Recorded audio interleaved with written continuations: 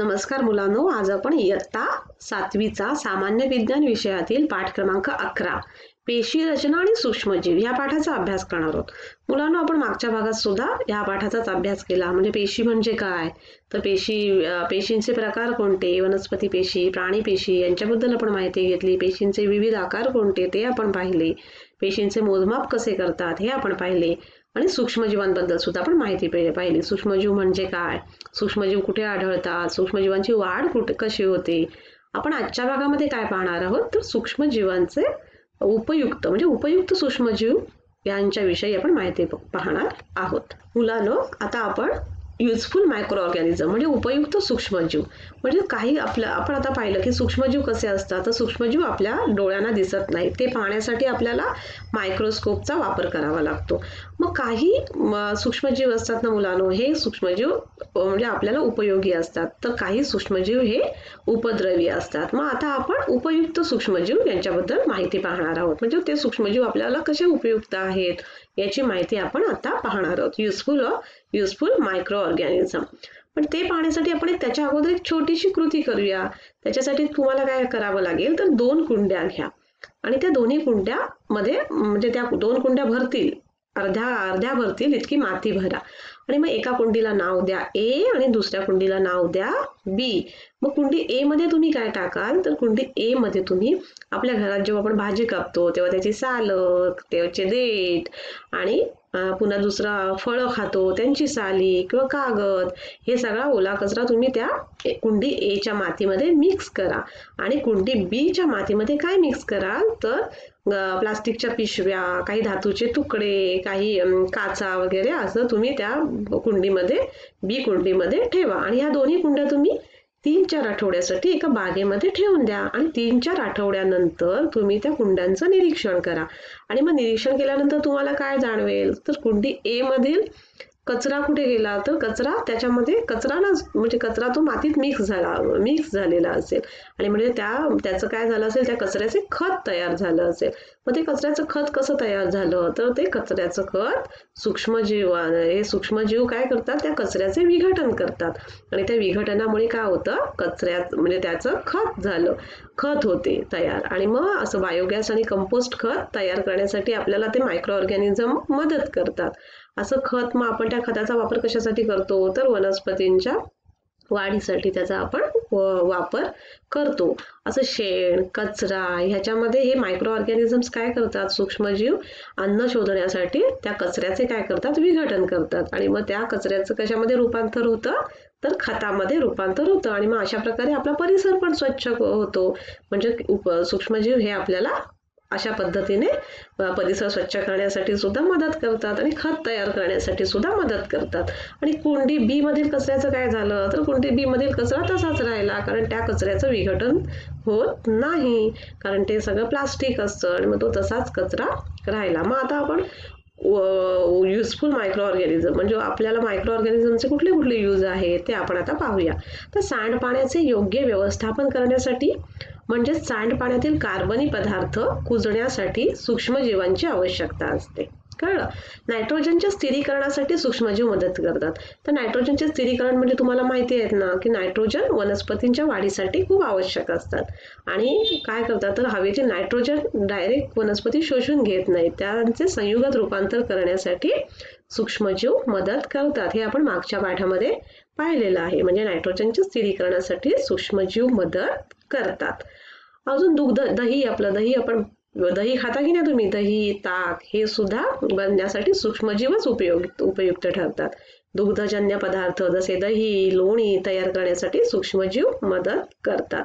पदार्थांचे अपघटन, अल्कोहोल, प्रतिजैविक, जीवनसत्वे यांच्या निर्मिती होण्यासाठी सूक्ष्मजीव खूप उपयुक्त असतात. समुद्राच्या पाण्यावर मुलांनो तेलाचा तवंग साचतो, तेव्हा तो काढण्यासाठी सूक्ष्मजीव मदत करतात. आता मुलांनो, आपण मगाशी बघितलं, आपण जो प्रयोग केला होता की कचऱ्याचा की ओला कचरा आणि सुका कचरा. ओला कचरा म्हणजे आपण 2 कुंड्यांचा प्रयोग केला होता की नाही, आणि मग त्याच्यामध्ये आपण काय पाहिलं, तर कचऱ्याचे विघटन कोणामार्फत होतं, तर सूक्ष्मजीवांमार्फत होतं. मग आता मी तुम्हाला एक प्रश्न विचारते, तुम्ही त्याचं मला उत्तर द्यायचं आहे. कळलं. ओला कचरा आणि सुका कचरा वेगवेगळा का जमा करायचा रे, सांगा बरं, कोणी सांगू शकतं का?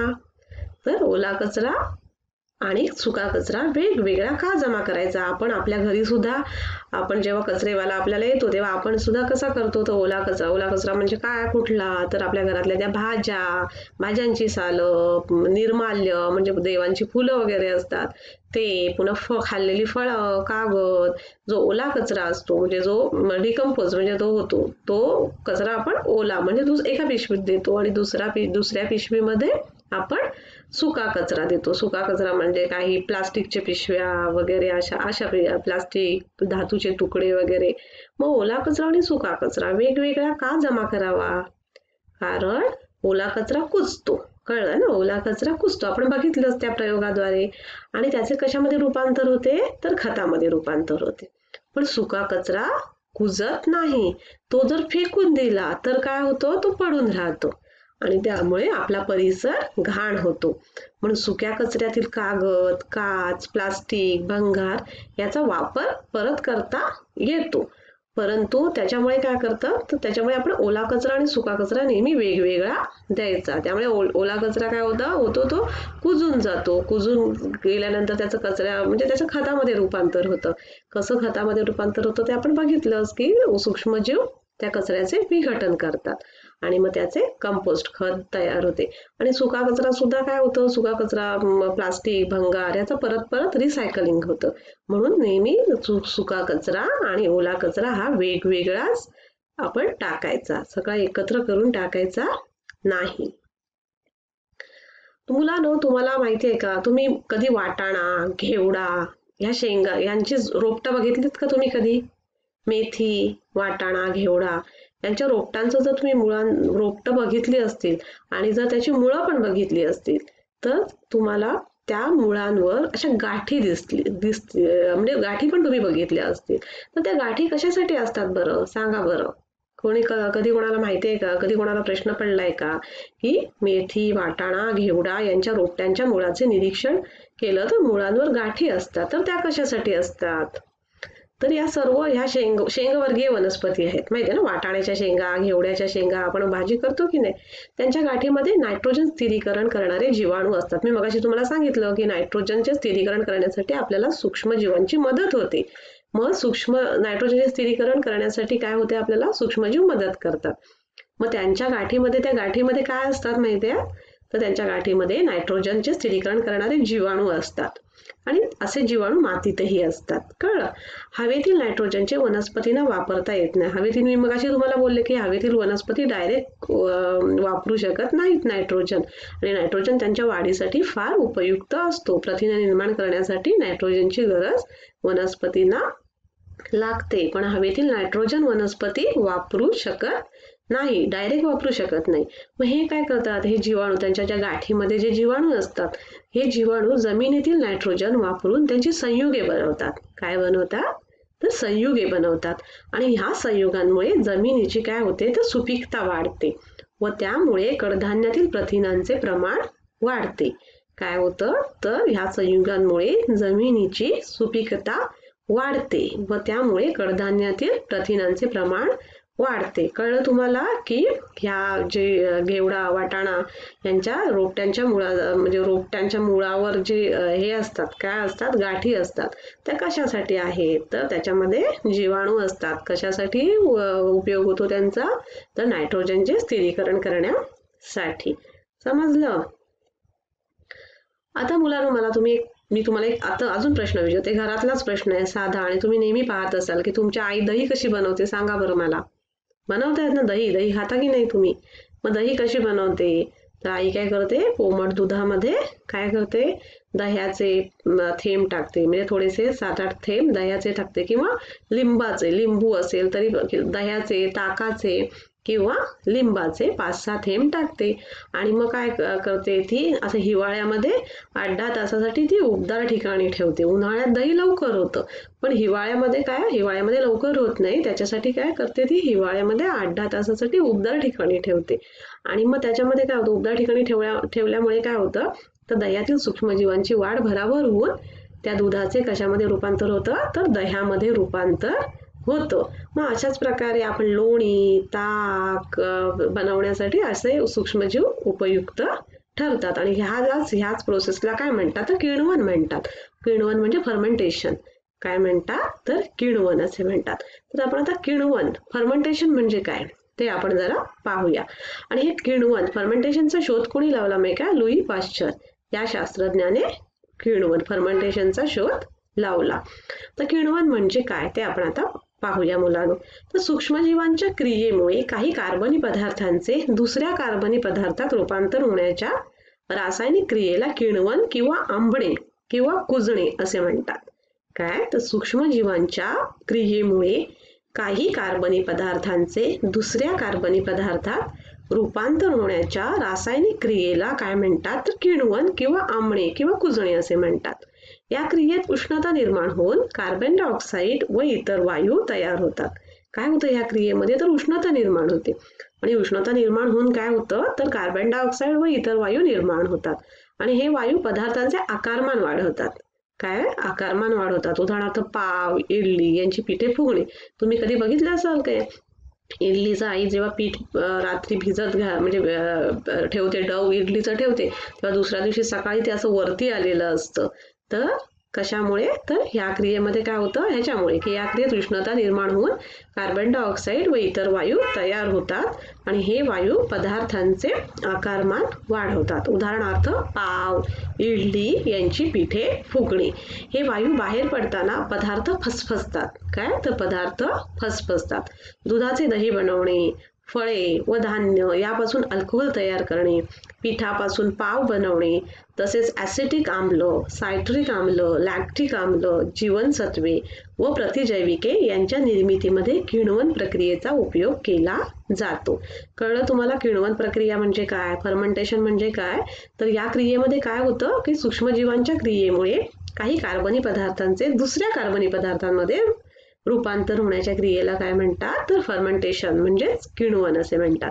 म्हणजेच आंबणे म्हणजेच कुजणे. मग आपण इडलीचं पीठ वगैरे बघतो ना फसफसतं, ते कशामुळे तर ह्याच्यामुळेच. तर या क्रियेमध्ये काय होतं तर उष्णता निर्माण होऊन कार्बन डायऑक्साईड व इतर वायू तयार होतात आणि हे वायू पदार्थांचे आकारमान वाढवतात. आणि म्हणजे काय तर पाव, इडली हे यांची पिठं फुगलेली असतात. तुम्ही पाहिलं असेल ना इडलीचं पीठ कसं फुगतं, फसफसतं, मग ते फर्मेंटेशनमुळेच. कळलं? तर आता आपण काय पाहिलं तर फर्मेंटेशन किण्वन म्हणजे काय ते आपण पाहिलं. आता मी तुम्हाला प्रश्न विचारते. आता तुम्हाला किण्वन म्हणजे कळलं की नाही काय फर्मेंटेशन म्हणजे. तर आता मी तुम्हाला प्रश्न विचारते की रवा, इडली, भटुरे माहिती ना आपण छोले भटुरे खातो ते भटुरे, नान, रवा इडली यांच्या पिठामध्ये दही का घालतात? काय घालत असतील बरं डोकं चालवा तुम्ही. का घालत असतील तर रवा इडली, नान ह्यांच्या पिठामध्ये किण्वन क्रिया होते. आपण जी आता किण्वन क्रिया बघितली ना म्हणजे काय किण्वन क्रिया होते आणि या क्रियेमध्ये उष्णता निर्माण होऊन कार्बन डायऑक्साईड व इतर वायू बाहेर सोडले जातात. त्याच्यामुळे काय होतं त्या पदार्थांचे आकारमान वाढते आणि म्हणून इडली, भटुरे, नान, रवा इडली हे हलके होतात खाताना माहिती आहे ना आपल्याला हलके होतात आणि यांच्या पिठामध्ये म्हणून दही घालतात. का तर ते हलके होण्यासाठी आणि पचायला सुद्धा आपल्याला पचायला सुद्धा ते हलके होण्यासाठी त्याच्यामध्ये काय घालतात तर दही घालतात. तर दही, दुसरा प्रश्न मी तुम्हाला विचारते की दही, इडली, डोसा हे पदार्थ पचण्यासारखे का असतात? आताच मी सांगितलं की हे पदार्थ आंबवलेले असतात. काय करतात आपण इडलीचं पीठ कशी करते आई माहिती आहे ना तुम्हाला. ती काय करते दुपारी तांदूळ आणि उडदाची डाळ ही भिजत घालते आणि मग काय करते 4-5 तास ही डाळ भिजत घातल्यानंतर काय करते ती रात्री मिक्सरला वाटते आणि मग ते वाटण जे पीठ तयार करते ते पीठ ती भिजत रात्रभर ठेवते. कशासाठी ठेवते तर फर्मेंटेशनसाठी, याच्यासाठी म्हणजे त्या पिठामध्ये किण्वन प्रक्रिया होते आणि म्हणून सकाळी बघितलं तुम्ही तर ते पीठ कसं होतं तर ते पीठ हलकं होतं एकदम आणि मग आई तुमची इडली बनवते आणि मग त्या इडल्या पण हलक्या होतात आणि मग त्या तुम्हाला पचायला त्या हलक्या जातात म्हणजे पचायला ते सहज पचतात. त्याचा काही प्रॉब्लेम होत नाही. आणि मग हे आंबवलेले पदार्थ म्हणजे ह्या पदार्थ आंबवणे ह्याच्यामध्ये सूक्ष्मजीवांच्या मदतीने ते काय होतात तर आंबतात म्हणजे ते रात्रभर आपण ते पीठ ठेवतो मग त्याच्यामध्ये किण्वन प्रक्रिया होते म्हणजे सूक्ष्मजीव सूक्ष्मजीवांमुळे ते पीठ काय आंबते आणि त्यामुळे काय होतं, ते पीठ आंबवल्यामुळे ते हलकं होतं आणि म्हणून दही, इडली, डोसा हे पदार्थ पचायला हलके असतात. कळलं? तर मुलांनो, आज आपण काय शिकलो, तर उपयुक्त सूक्ष्मजीव कोण म्हणजे सूक्ष्मजीव आपल्याला कसे सूक्ष्मजीव उपयुक्त आहेत, उपयोगी पडतात हे आपण पाहिलं. तर सूक्ष्मजीव आपल्याला सूक्ष्मजीव काय करतात, तर खतं निर्माण करण्यासाठी सूक्ष्मजीवांचा उपयोग होतो. दुग्धजन्य पदार्थ जसे की दही बनवण्यासाठी, लोणी, ताक बनवण्यासाठी आपल्याला ह्याचा सूक्ष्मजीवांचा उपयोग होतो. असे अनेक उपयोग आहेत. आपण किण्वन प्रक्रिया म्हणजे काय म्हणजे पाहिली, तर किण्वन प्रक्रिया म्हणजे काय, तर सूक्ष्मजीवांच्या या क्रियेमुळे काय होतं, काही कार्बनी पदार्थांचे दुसऱ्या कार्बनी पदार्थांमध्ये रूपांतर होण्याच्या रासायनिक प्रक्रियेला काय म्हणतात, तर किण्वन म्हणतात. आपल्याला जी पिठं म्हणजे आपण इडली बनवतो, डोसा बनवतो, ती पिठं आंबवण्यासाठी सुद्धा आपल्याला सूक्ष्मजीवांचा वापर होतो. सूक्ष्मजीव आपल्याला जैविके, जीवनसत्वे बनवण्यासाठी सुद्धा उपयोग होतो. आपण पुढच्या भागामध्ये उपद्रवी सूक्ष्मजीव म्हणजे काही सूक्ष्मजीव आपल्याला घातक असतात, मग ते कोणते आणि कसे घातक असतात हे आपण पुढच्या भागामध्ये पाहणार आहोत.